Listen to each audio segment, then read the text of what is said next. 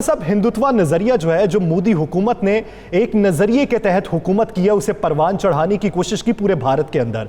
अब उसी नजरिए को लॉन्च किया गया है मकबूजा जम्मू कश्मीर में।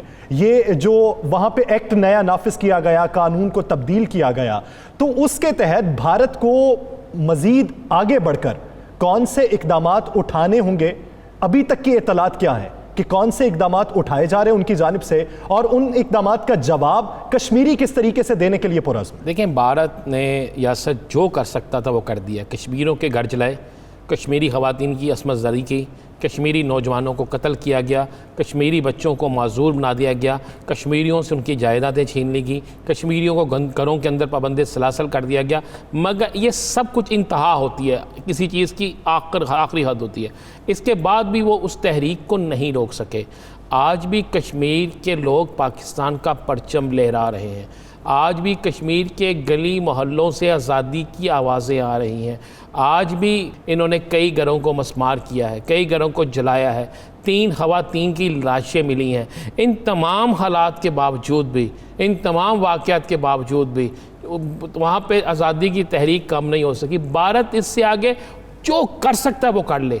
इसराइल के लोगों को उसने वहाँ पे लाके बिठा दिया है, पूरी दुनिया से लोगों को वहाँ पे लाके बिठा दें ना, वो वहाँ पर से आज़ादी की तहरीक को ख़त्म कर सकते हैं। और जिस तरह अभी सदर साहब ने कहा कि बिल्कुल अब दुनिया जो चाहती है, अब कश्मीर का वही हल होगा कि कश्मीर बज़ोर ताकत जो है अब लिया जाएगा।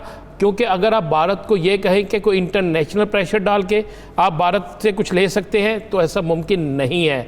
भारत किसी इंटरनेशनल कुव्वत को मानने के लिए तैयार नहीं है, वो अक़वाम मुत्तहिदा की करारदादों पे अमल करने के लिए तैयार नहीं है। जब वो किसी चीज़ के लिए तैयार नहीं है, तो आप किस तरह समझ सकते हैं कि भारत किसी इंटरनेशनल प्रेशर से, अब भारत के साथ जंगी महाज ही होगा, जंग से ही हम ये कश्मीर हासिल कर सकते हैं। और मेरा ख्याल है इसी तरीके से करना चाहिए। बल्कि मैं सरदार साहब से ये दरख्वास्त करूँगा, सरदार साहब ये तो बता दें कि आपको लोगों ने कहा पूरी दुनिया में कि बिल्कुल अब हमें ताकत के साथ जवाब देना होगा, तो आप क्या समझ रहे हैं कि आने वाले दिनों में भारत तो तैयारी करके बैठा हुआ है, हमारे जवान भी तैयार हैं, तो क्या आप देख रहे हैं कि आने वाले दिनों में कोई मार्क ऐसा होने जा रहा है कि जिसमें इंशाअल्लाह ताला आज़ादी का परचम जो है वो लहराएगा?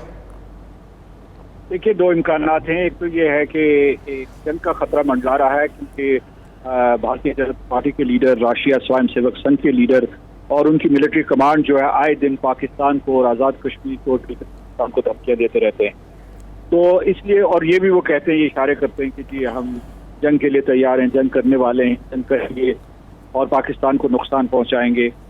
एक ये है। दूसरा ये है कि जब आप किसी के घर पर जाकर ज़बरदस्ती कब्जा करते हैं, मकबूजा जम्मू कश्मीर की बात करते हैं, जब आप 1,40,00,000 लोगों को जबरन गुलाम बनाने की कोशिश करते हैं और महाराजा के ज़माने में जो हुकूक थे वो भी उनसे छीन रहे हैं, यानी ये 1927 से पहले के दौर में उनको वो ले गए हैं, तो उसके बाद वहाँ जो है मज़ाहमत ज़रूर होगी और नहीं रोक सकते कि जनाब वो अंदरूनी मज़ाहमत होगी और है। लेकिन मैं आपको ये बता दूँ कि वो इसको नहीं रोक सकते। ये एक फितरी अमर है कि जब बाहर से हमला आवर कौमें आती हैं और उनकी अफवाज जो है वो इस तरीके से तहतेक करना शुरू कर देती हैं लोगों को और उनकी आबादियों को बर्बाद करना शुरू कर देती हैं, तो वहाँ मज़ाहमत होती है और उस आबादी का हर फर्द जो है वो खड़ा हो जाता है अपने हुकूक के तहफ़्फ़ुज़ के लिए, अपने वतन की हिफाजत के लिए। कश्मीर में भी यही होगा और हिंदुस्तान की ये गलत फहमी है, यानी आज तक 72 साल की जो उनकी पॉलिसियाँ थी, मक्काराना पॉलिसियाँ थी, उनकी वजह से तो वो कदम जमा नहीं सके। अब वो समझते हैं कि इन सफ़ाकाना पॉलिसियाँ जो भारतीय जनता पार्टी या हिंदुत्व की जो सफ़ाकाना पॉलिसियाँ हैं, इनसे किसी तरीके से वो वहाँ जो है कश्मीरियों के दिल जीत सकते हैं या उनको जबर के जरिए खामोश कर सकते हैं, तो ऐसा मुमकिन नहीं है। एक और सवाल जो आपने पहले उठाया था यासर साहब ने, वो इसके साथ जुड़ा हुआ है।